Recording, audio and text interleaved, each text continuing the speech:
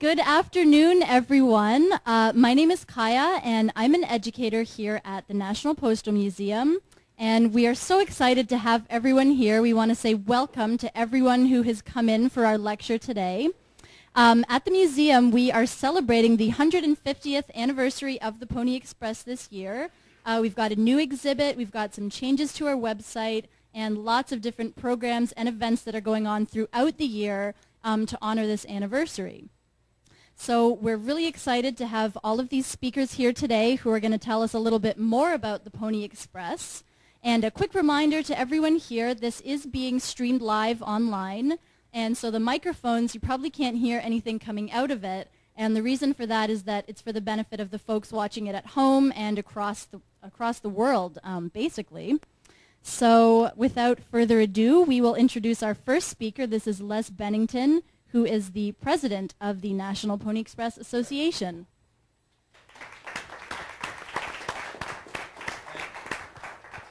Thanks, Kia. We certainly want to express our gratitude for everybody that's taken the time to be here today and to watch this online. This has been in the works for us for several years, and we hope you enjoy it and glean some information about the original Pony Express and also about the National Pony Express Association.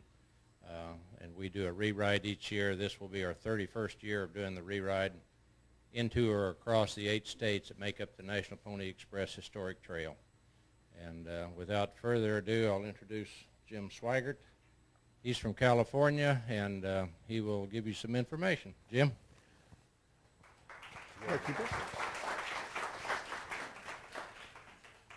Well, good afternoon, and it's a pleasure to be here today. I have been given the opportunity to tell you about a short-lived but a very exciting event in our history, the Pony Express. This year, our country is celebrating the 150th anniversary of the Pony Express. The Pony Express service started in April of 1860, and it ended in November of 1861. It was triggered really in 1849 with the discovery of gold in California. It created a mass movement of people from the east to the west to develop that into the country. At that time, through the 1850s, communication was possible from the west to the east and back, but it was slow. There were a couple choices. One was they had ocean steamers and sailing ships coming out of New York, all the way around the Horn through the Isthmus of Panama, but they were taking 4 to 6 weeks, so communication was getting in about 4 to 6 weeks. The other choice was by 1858, the Butterfield Stage Line had been established. And that was the southern route, going down through what's now Texas, down through Arizona, Southern California, then up through the interior of California and getting to San Francisco. A little better, but it was still about 21 days to get any kind of mail or information through. At this time, there were 3 men that were the founding fathers of our Pony Express system. They were all very prominent and very successful men around the 1854 period. The first man that was involved was William Russell. Russell was an entrepreneur, a speculator. He was involved in a number of investments, banking, railroading, and freighting. In 1854, Russell held a government contract supplying goods to western forts. He had approximately about 1,700 men under his employment at that time.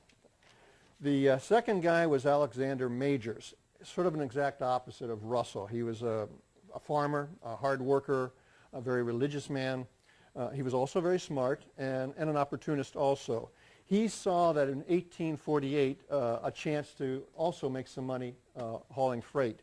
So in 1848 he obtained 5 wagons, started hauling freight on the southern route, and just in a period of from 1848 to about 1854 he'd expanded his business about 100 wagons, and he was a direct competitor to Russell. The third gentleman involved in this project was William Waddell. Waddell was a smart man, a businessman. I had read somewhere where he'd married into some money. My dad always said that wasn't a bad idea.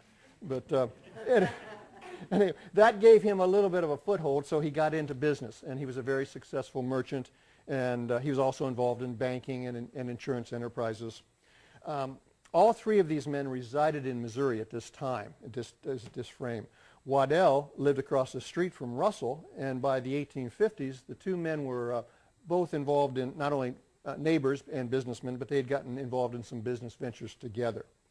Then by 1855, we've got Russell approaching Majors, and he's his competition now. And so he approaches Majors with Waddell as a partner and wanted to see if they could partner up and incorporate and sort of get a conglomerate on the freighting business. And that's exactly what they ended up doing. They created the Central Overland and California Pikes Peak Express Company. They basically monopolized the freighting industry, and they were making lots of money. Now we go to about January of 1860. Russell is in Washington, D.C. He meets up with Senator Gwin of California, proposing to Gwin a idea of a Pony Express mail service across the United States through the Central route. And he would be leaving, they would leave St. Joseph, Missouri, and they would go to San Francisco, California. They would be covering 1,966 miles, and he proposed to do it in 10 days. The general feeling was that they didn't quite think it was going to work. The government wasn't interested in giving out any kind of a mail contract or anything for a speculative idea, whether it worked or not. Russell's partners weren't real thrilled about getting involved in this either. It looked like a business that was going to draw a lot of money, and there again, no guarantee it was going to be a profitable one. Russell convinced the partners that it would be a good idea. He was convinced that if we could prove that it could be done in 10 days, they would certainly get a mail contract and we'd have some money. Now this is January of 1860. So Russell proposes that he'll have his service, his mail service, established, up and running in about 3 months. So he's going to have it up and running by April. This is where it starts to get a little impressive, because now you've got a business that's going from an idea to functional in less than 3 months' time. He's got to establish remount stations every 12 to 15 miles, providing fresh horses. He's got to purchase approximately 500 horses to accomplish this. They were paying about $175 a horse at that time. Now that figures out to about $87,000 outlay of cash at that time for horses. They needed riders, of course, as you've all heard, young, wiry, skinny, orphans preferred. And so they were out looking for riders.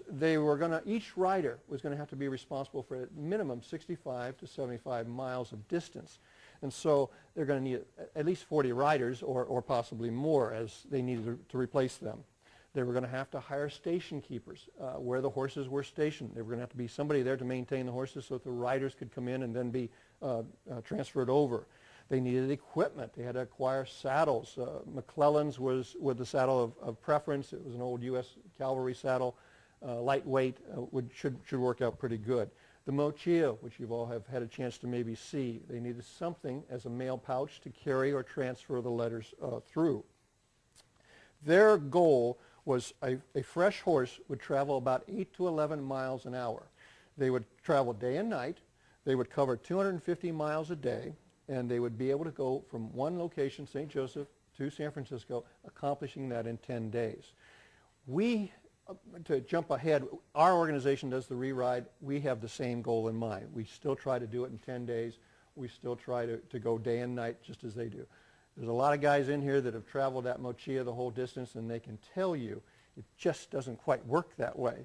Mother Nature can always change things. But there were route supervisors. There was a whole structure of employees needed to set this up and get this thing established. Initially, the riders were loaded down with a rifle, a knife, a pistol, a bugle, and a Bible.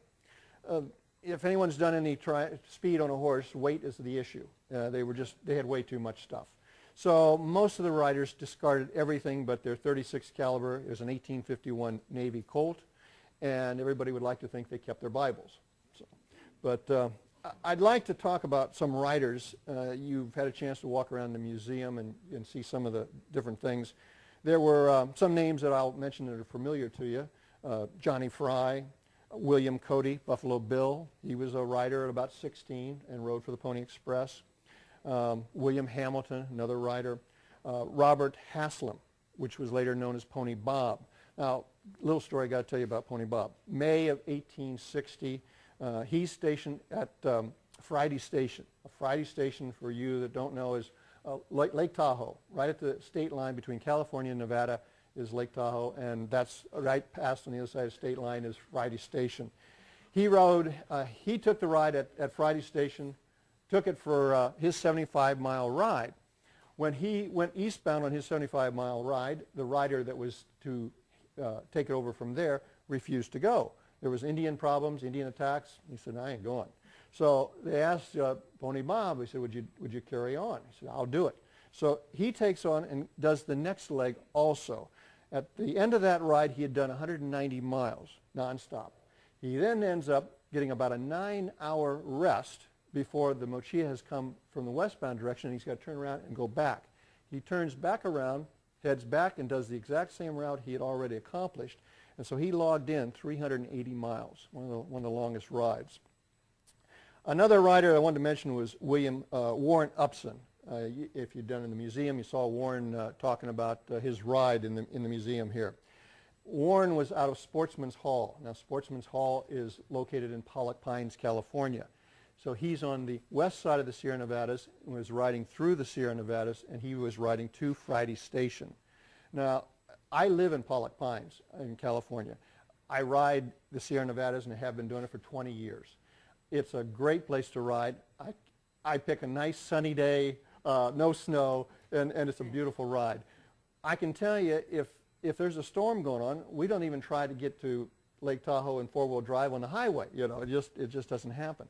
These guys, and it was reported that when he left in April, and I was confirmed when I walked through the museum thing, when Warren left in April, he was riding into a snowstorm. I read it was a blizzard, and he was riding into a blizzard, and he crossed those Sierra Nevada mountains to Friday Station in a snowstorm. To me, that's just phenomenal. You know, it's unbelievable. So anyway, the Pony Express had a short life of 18 months. By October of 1861, the Transcontinental Telegraph was coming through. Shortly after that, the railroad had come through, and the life of the Pony Express came to a halt. To kind of summarize this for you, the Pony Express was a financial disaster. The investors, the founding fathers, never received a government mail contract. The three founding fathers, as a result of the outlay of cash, ended up in bankruptcy. So from that standpoint, it was a failure. But the flip side of it was the Pony Rider proved that in 10 days a mail service could be done. They accomplished the accomplishments, the feats of the Pony Express rider. The Pony Rider himself have become legendary.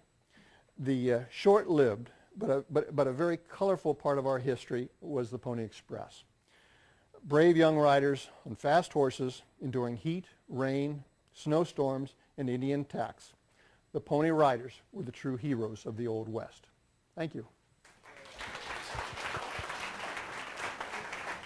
Thank you, Jim. Our next speaker, Pat Hardy. Pat's one of the past national presidents and lives South Jordan, Utah. Pat?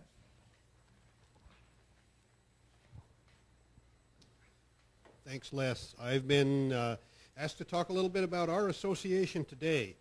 National Pony Express Association was incorporated in the state of California in 1978 for the purposes of establishing, marking, and rewriting the Pony Express Trail and keeping that spirit alive.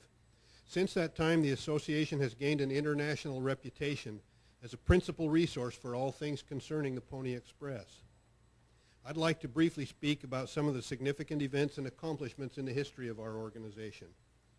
First big opportunity for NPEA came in April of 1983 when a 1,000-foot long mudslide closed Highway 50 in the Sierra Nevada mountains, just near Jim's country there, just east of Pollock Pines, California, where mail delivery to the small towns such as Kybers and Little Norway was interrupted.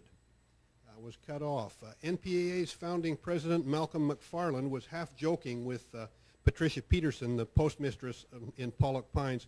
He suggested that the ponies could go, mail could be carried over those mountain trails by Pony Express, and it turned out not to be a joke. By April 15th, an agreement with the post office had been signed, and Pony Express riders began carrying the U.S. mail on horseback over 40 miles of trails and back roads to provide delivery to those isolated communities. The letters were relayed by 9 riders each day, each riding about 5-mile segments. The response was immediate and overwhelming. Newspaper articles quickly appeared in the New York Times, Los Angeles Times, papers in Chicago, St. Louis, Salt Lake City, and as far away as Tokyo. TV coverage was similarly widespread. McFarland appeared live with Diane Sawyer on CBS Morning News. He did live radio interviews with stations in Sydney, Australia, and the U.S. military in Guam. Letters poured in from all over the world to be carried by the 20th Century Pony Express riders. Postmistress Peterson estimated that the Pollock Pines Post Office had processed over 20,000 letters with the special hand cancellation produced for that event. By Mac's own account, this is from the newspaper, "Am I excited? When I went to shave this morning, I put on my aftershave lotion first. Yes, you could say I'm excited, all right." After a few days, the first few days, the post office officials realized that a Jeep could go where the horses were going. But the excitement was running so high that bulk and third-class mail were carried by Jeep, and first-class letters continued to be transmitted by Pony Express. They continued this historic endeavor for about 6 weeks until the blockage of Highway 50 was cleared and normal postal service was restored. But during those 6 historic weeks, the name of the Pony Express was on more tongues than at any time in the previous 120 years. In 1985, in the country of Czechoslovakia, a group of horsemen decided to act upon their enthusiasm for the history of the American West by conducting a Pony Express ride of their own.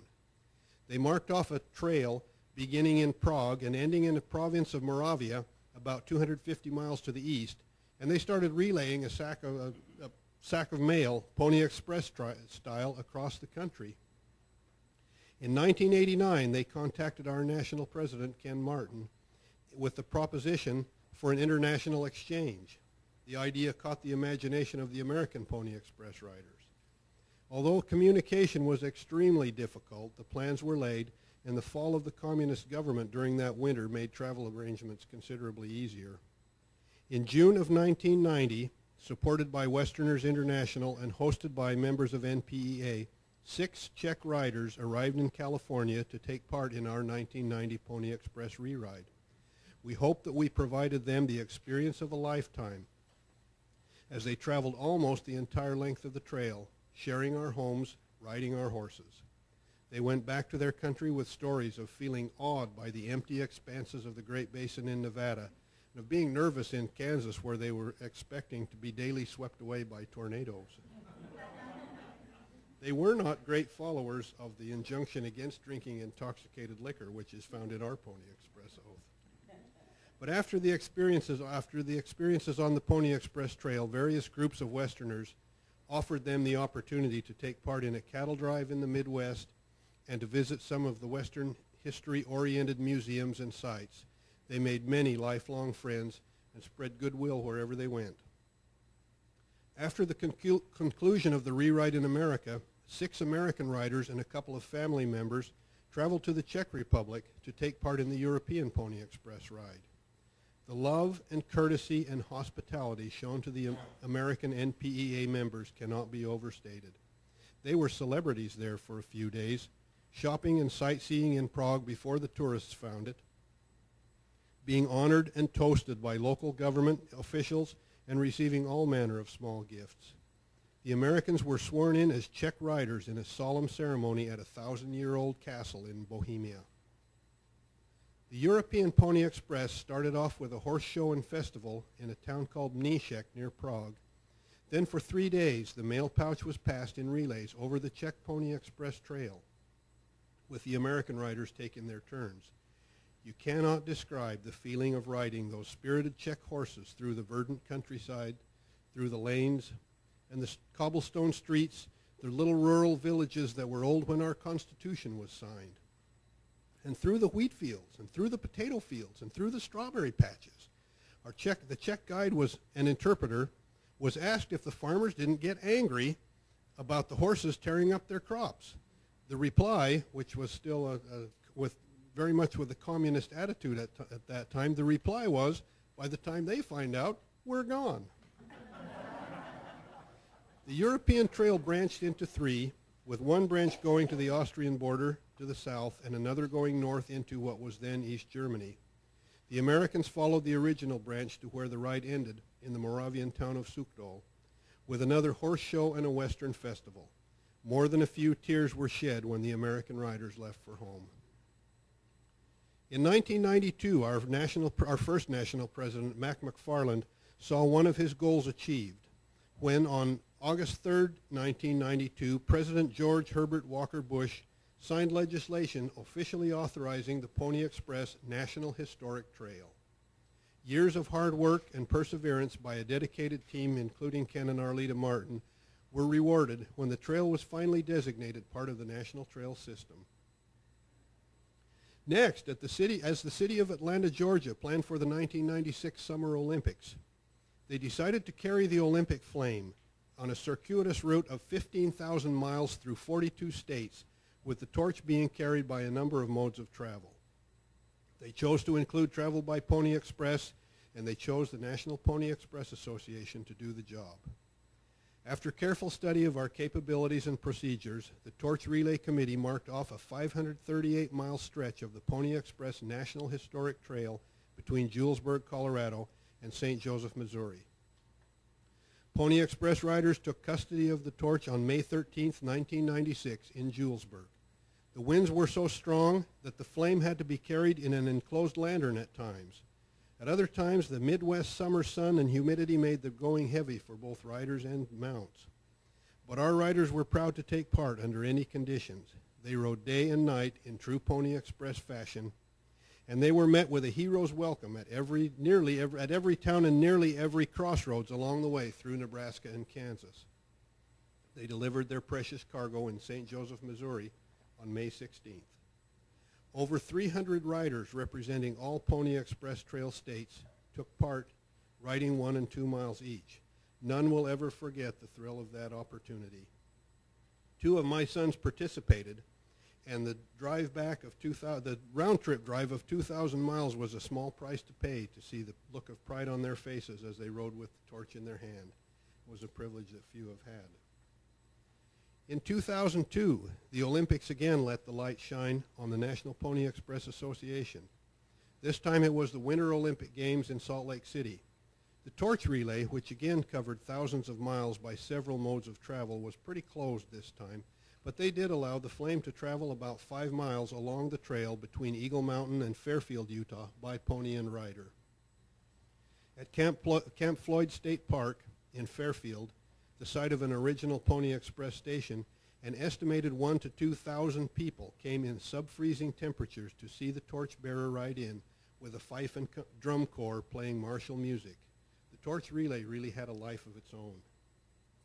At Soldier Hollow, site of the cross-country skiing and biathlon events, local promoters put up a Western Experience Village for the entertainment of visitors to that venue. They had a cowboy camp, Indian teepees, mountain men, Mustangs, buffalo, etc. A couple of our members in Utah, Jack Rhodes and Dean Atkin, decided that they couldn't go ahead without a Pony Express station. Using donated barn logs, Jack and Dean designed and built a replica station and a corral for horses furnished by Joe Hatch. Our members came from all across the trail to help out, and Floyd and Voodoo are 2 of the most photographed horses anywhere. They can be found in photo albums all over the world as Olympic visitors and athletes from everywhere stop to warm by the fire and learn a little Pony Express history.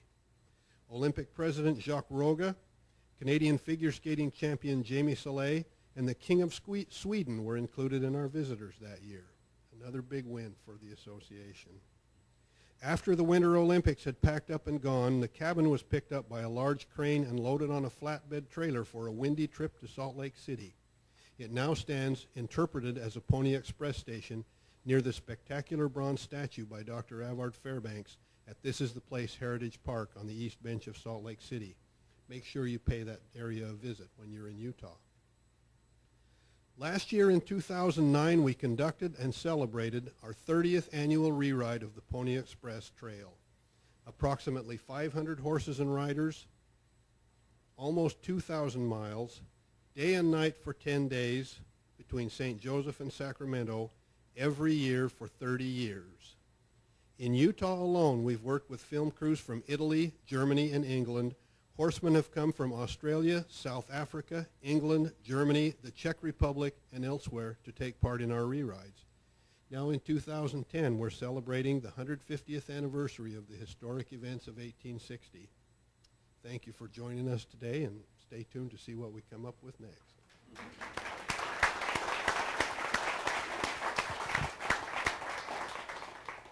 Thank you, Pat. I forgot to mention, too, we especially want to thank the people here at the U.S. Postal Museum for their hosting this event.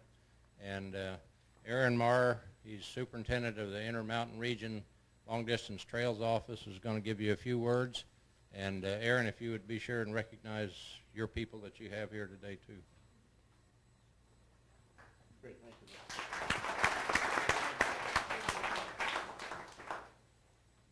Good afternoon, everybody. It's been wonderful just walking through the museum this morning and seeing a lot of the friends in the association. I've seen a lot of people's faces light up when they see me. They don't usually see me in uniform. I'm not usually a uniformed employee. I'm usually out in the field walking over the trail. So it's been really nice to see people recognize the National Park Service. I really don't wear the uniform much at all. It's very infrequent. And this is one of those rare occasions. I'm here to tell you, polyester does shrink.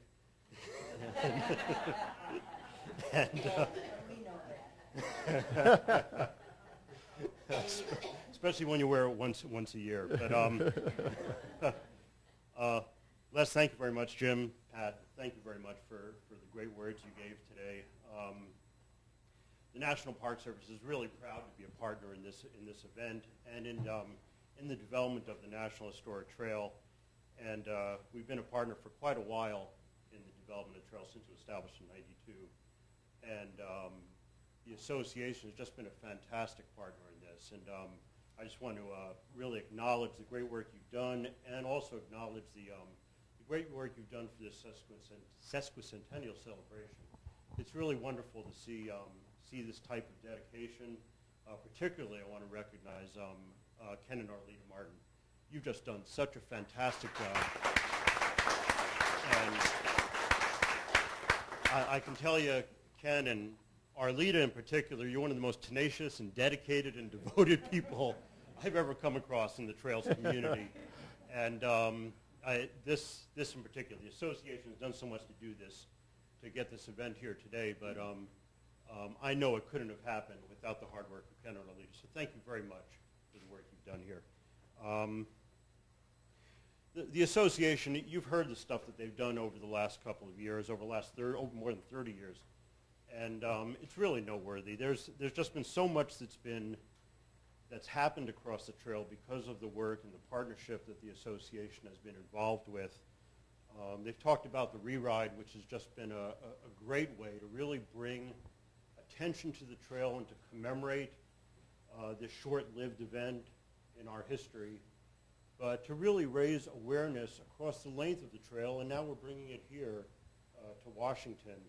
So the re-ride has just been a fantastic event in helping people to recognize the significance of the trail. They do other things too. They bring the trail to schools. They raise kids' awareness of our real complex history. And that's a real valuable thing because kids don't really understand just how important this was to our nation's history. And just bringing history to the kids alone is important, but to be able to bring this type of particular historical event is really noteworthy. I know they bring their horses and they bring all of the accoutrements, and that really gets the kids charged up. So that's a real exciting thing to happen. There's a lot of charity work that the association does with the kids also, and that's a really noteworthy contribution that the association makes. There's another very important thing that they do, and the association is a very effective advocate for the trail. And this is not only going to Congress and making Congress aware of the needs for the trail, but it's also just advocating within the public for preservation, for developing sites, all the things that you all do. It's so important to keeping the trail alive and to making it more accessible and available to a larger public.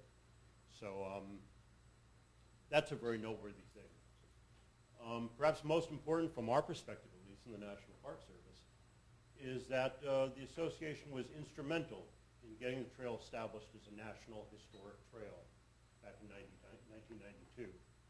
And that's pretty noteworthy because there aren't that many trails in the system. There are only, I think, 20 National Historic Trails in the system. 19? Thank you. And I'll recognize Steve Elkington, who's our program manager from Washington. And Les did ask me to introduce people, so let me do that real quickly. I'm here with my colleague, Chuck Milliken, who's our interpretive specialist in the office. I don't see anybody else here from the National Park Service. I think there's the three of us. And I think we'll have some additional representatives tomorrow when we do the public ceremony outside. But there are 19 trails in the system, so it's a very precious resource. It's a very precious element in our entire National Park Service system, in our entire federal system, for recognizing significant events in our history. So getting the trail established was a very significant event. It's an incredible resource. For those of you who know it very well, you know exactly what I'm talking about. For those of you who don't,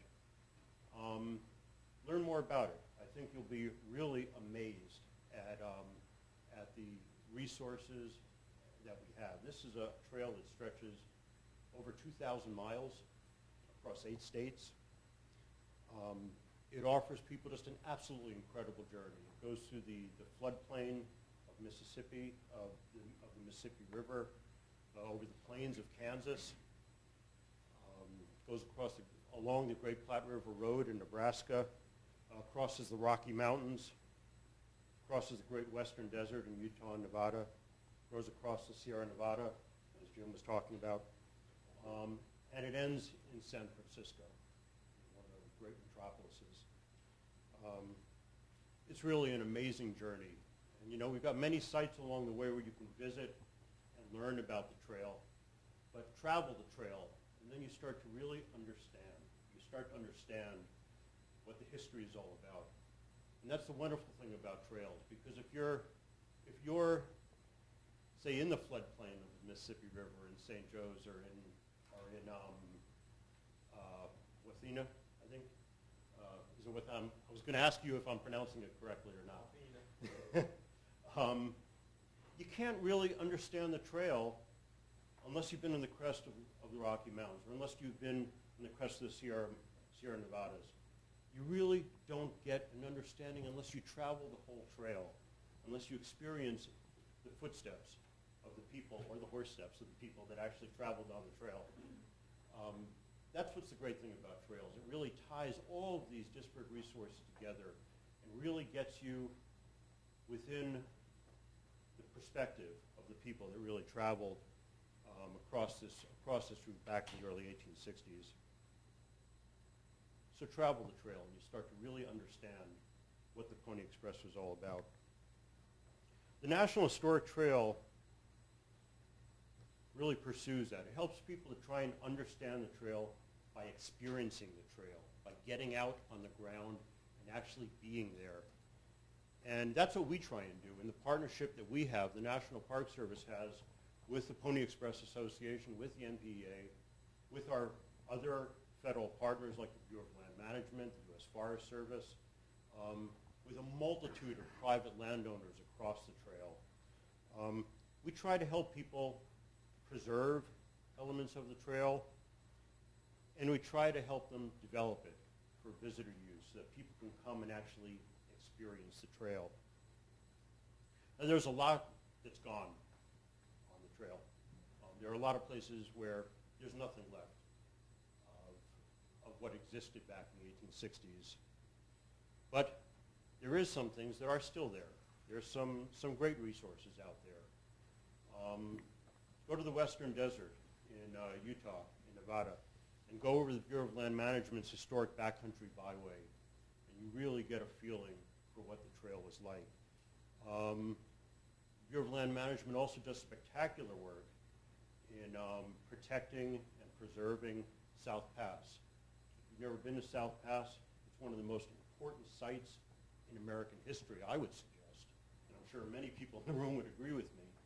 This is one of the most amazing sites for Western migration, for the Pony Express, and for just understanding the course of American history, where so much happened in such a short kind of funnel or conduit of landscape. So these are opportunities to really experience the trail as it was back in 1860. We in the National Park Service work with a number of different partners to help people not only to go to these precious sites, but to follow the trail. And we've done that in a number of different ways. We've developed an auto tour route, so that in areas where you possibly can't see the original trail, at least you could follow the route. And we've got highway signage to help people follow the route from along the whole 2,000-mile corridor. We've also developed auto tour route guides. We're in the process of developing the guides for people to follow these and direct them to areas where you still can see elements of the trail, or where perhaps local museums or local local visitor centers can help you understand the local history associated with the trail or the larger history of the trail through the state. And I'm really proud of the effort that Chuck Milliken has put into developing these, and he's in the process right now of completing some additional ones. Eventually we're going to have the routes, the auto tour guides through the entire length of the trail. These are free to the public. If you visit a site along the trail, chances are you'll be able to pick one up, and it'll really give you a sense of how to cross the landscape and where to go in different states to visit trail resources. We're doing a lot of interpretive media along the trail. We've got a lot of wayside exhibits, the standard types of interpretive tools that you go to parks or you go to public lands or other places for that matter. You can learn about a particular resource and see the resource and really get a contextual understanding for what you're seeing. We've got other type of interpretive media. We've got web pages that you can visit. nps.gov/POEX is our web page, and that will link to the Pony Express Association's web page, or I believe vice versa, so that you'll be able to navigate through a wealth of information about the trail. So there's a lot of ways now you can experience the trail. There's a lot to look forward to also. There's a lot that we collectively, everyone in this room, or the association members in this room, and hopefully a large amount of you who are gaining some interest and some knowledge about the trail, can look forward to participating in. There's still a lot of work to be done to preserve the trail. There's still a lot of resources out there. There's stuff that people know about, but we haven't done enough to actually protect and to put mechanisms in place to protect the trail. We're still out there identifying segments of the trail. We're identifying important sites along the trail. There are over 170 stations or waysides where riders changed or horses changed. These are important sites. There aren't many left on the ground. There are some, but there aren't many.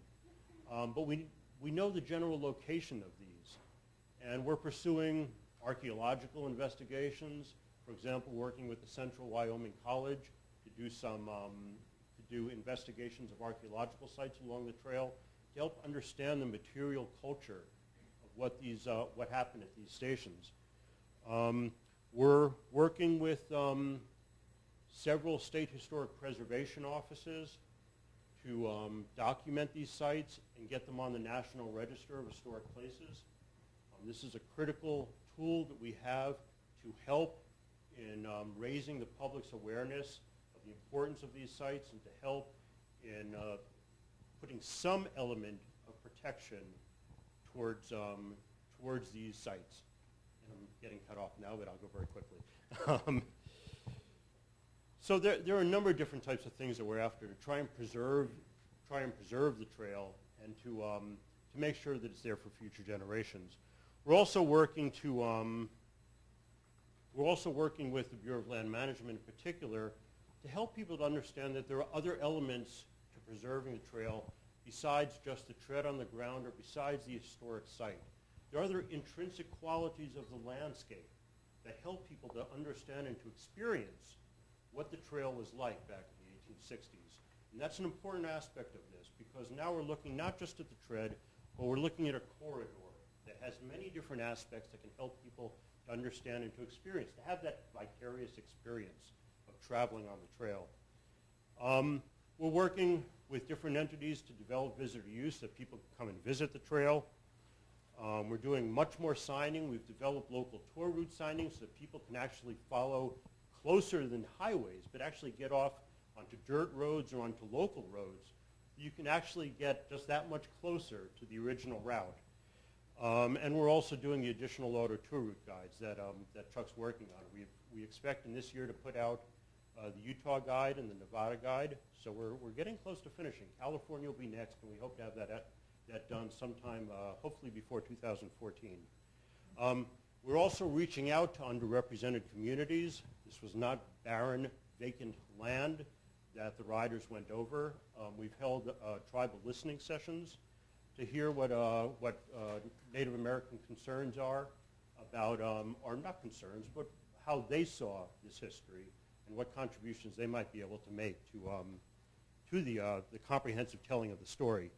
And then one final thing, some of you may know the Public Lands Act of 2009 called for additional studies of the emigration routes and the Pony Express with the intention of telling the much more comprehensive and complete story of the trail. And for the Pony Express Trail, there's at least one route from Wathena to Troy in Kansas. It's called the Southern Alternate Route. It's only 20 miles long, but it's a route we know that riders use, but it's not part of the National Historic Trail. We're going to study that and determine whether it meets the criteria for the National Trail System. So, having said that, I just want to say congratulations to everybody for the hard work that everyone's put together to have this conference here today, or have this workshop here today. All the things we talked about, all the things that my fellow panelists have talked about, I'm convinced that 50 years from now, in 2060, we're going to have a fantastic bicentennial, and I think people are going to be just as excited then as they are now. Thank you very much.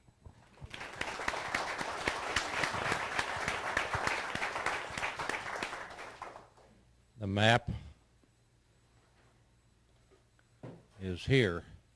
We wanted to give a special presentation map to the Postal Museum for display, if they can display it in the future. And if any of you have any questions, there's I think 6 of the 8 Pony Express trail states here. Feel free to ask anybody in a red shirt and brown vest, or Aaron if you have particular questions. Steve, thanks again for showing up.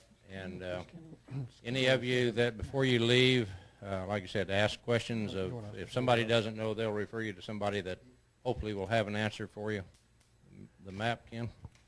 And if any of you can make it over to Constitution, what is it, Pat?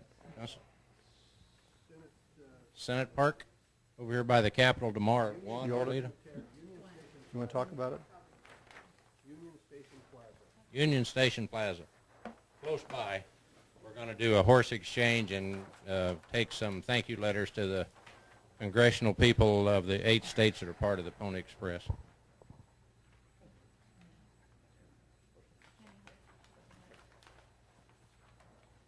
Okay, this map has just been done. Listen here, we're going to give to the Postal Museum. This is the first one of its kind. We just got it Saturday afternoon, so it's brand new. And we're quite excited about it. What we tried to do is put the map, a lot of these older maps do not have the cutoffs on them. This does have what Aaron was just talking about, on the other end there, down towards Atchison, that's showing on here. We're really excited about it. We've been working on this for about 4 years. We pulled in, tried to get about 2 stations from each state except for Colorado and Missouri, because they only have 1 or 2. And so that's where we're at right now. I won't bore you anymore, but we want you folks to have this and wear it well.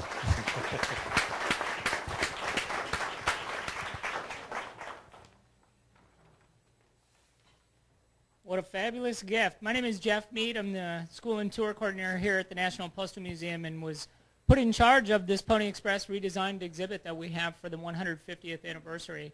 And just from my personal perspective, I think you can see that I enjoy the Pony Express story quite a bit too. And I've been making jokes today that my shirt's not quite as red as everybody else's. Maybe it's because I'm a city slicker and mine comes out a little bit pinker. I'm not sure.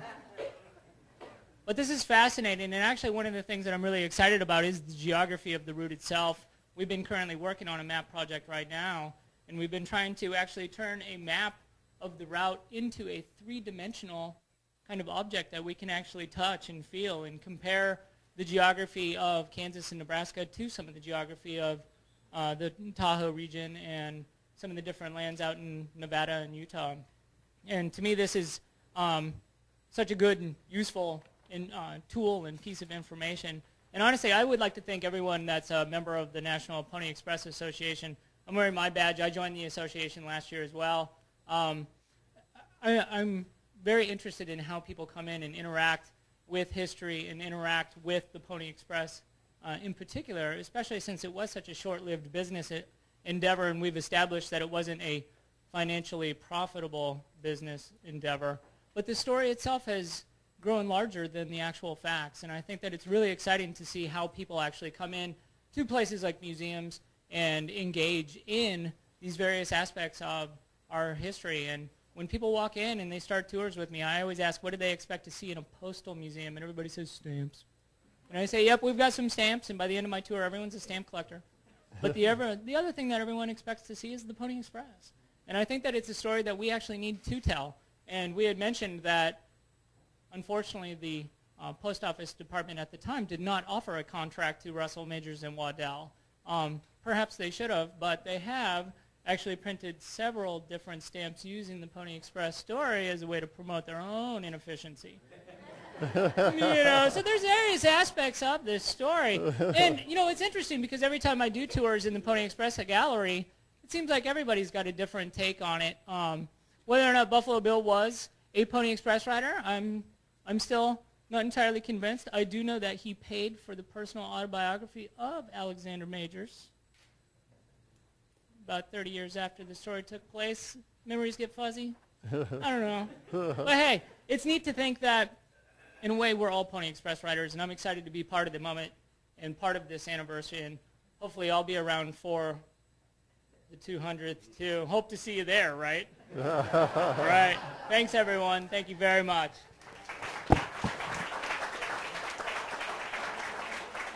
I'll come to you. All right, and I'm just going to give anyone the opportunity for questions again. If any of you public that's leaving here today, we've got a special pin for you that you'll get at either door. Like I said, we're looking for a good three-dimensional. All right, so are there any other questions? Back here's who worked on it.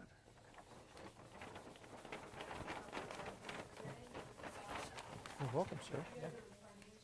Thank you. Were there any women riders? National Geographic took on the task of answering some of those questions in about 1978 when we first began this, and they turned up no evidence of women riders or of African American riders.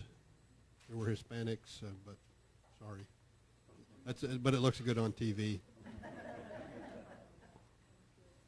Anyone else?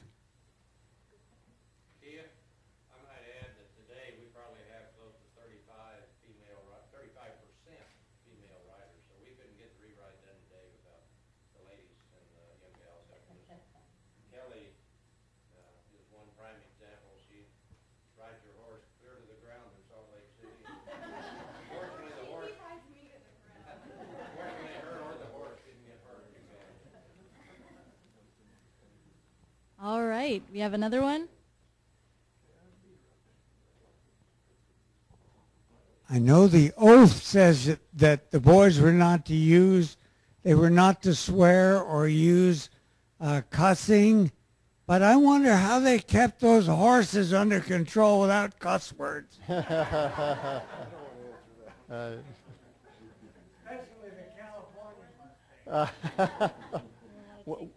they were just well-trained horses. You know. Okay. Any more questions? One more?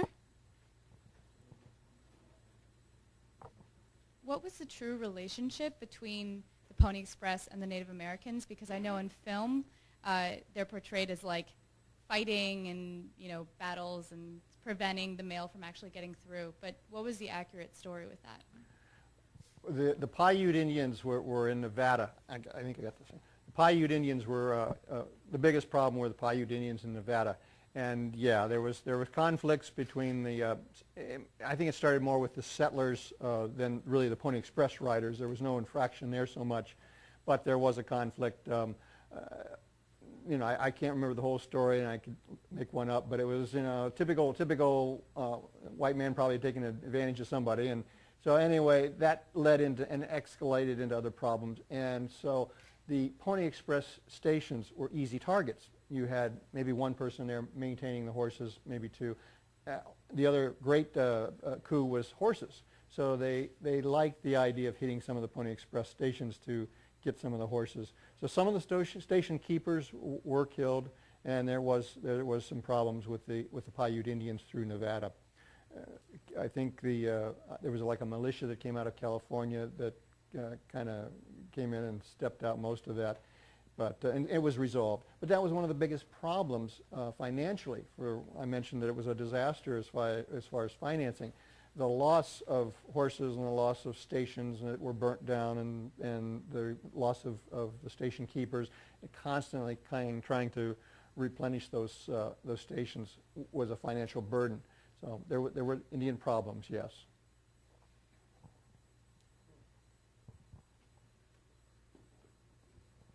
Just to tear off of that a little bit, I mentioned that we just held some tribal listening sessions. We held a listening session in Lawrence, Kansas, at the Haskell Indian School, and in Reno, Nevada. And we had a lot of Paiutes come, which was really interesting. But they had a couple of messages that they wanted to clearly convey, and this is just initiating that discussion now. We're just starting to outreach to the tribal communities.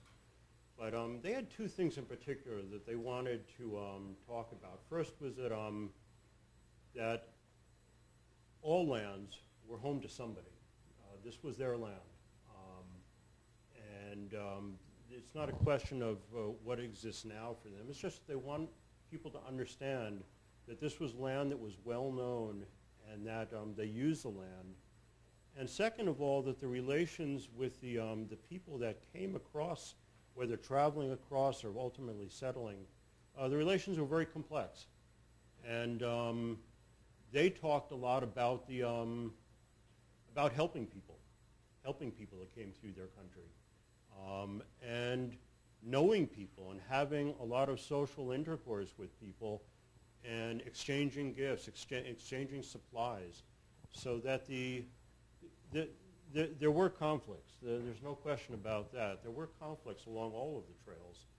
But that's one message that really came through in listening to tribal people tell their stories, was that there was a lot of contact and there was a lot of mutual respect at times for a lot of the native groups there. So it was really fascinating to hear that, and very, very enlightening also to hear that the relationships were actually quite complex.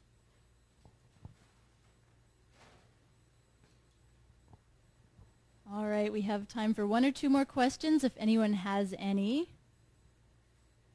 All right, one more.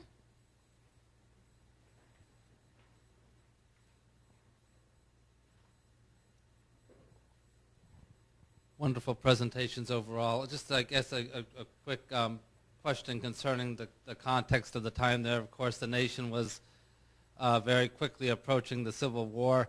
I'd like I'd be interested to hear any comments with respect to California at that time. I've heard the case made that the Pony Express played some role in helping to ensure that California stayed in the Union camp during the war, just because there was a closer linkage than before with what was going on here in the nation's capital and in the eastern part of the United States in general. I'd just be interested in hearing any thoughts on that, if that's accurate or overblown.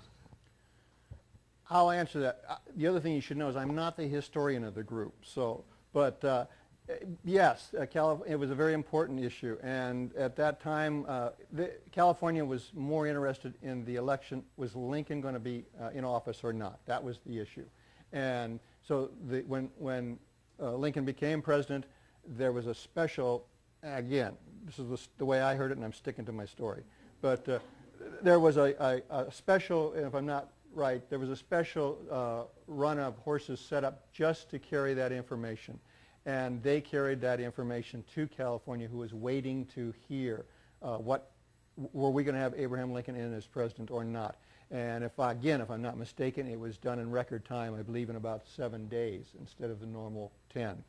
And that was a very important and turning point for California. You're right. California was a state that was kind of bouncing back and forth. What were they going to do? And so when the word came in, it kind of pushed them toward a free state, and that's the way it played out. But yeah, a very important ride. Jeff. Well, actually, I'd like to offer something to that, too. When we were actually doing research for the exhibit last fall, one of the things I was tasked with finding was newspaper accounts from the Daily Alta newspaper, which was based out of, I think, Sacramento at the time. And the neat thing about the Daily Alta in the 1860s was that it maintained a column for news that had been delivered by the Pony Express. It was one of the newspaper's ways of actually promoting the use of the service itself. And I had to find some particular interesting stories. So what do you do when in doubt? When you're looking for dates in history, you always check your birthday first, right?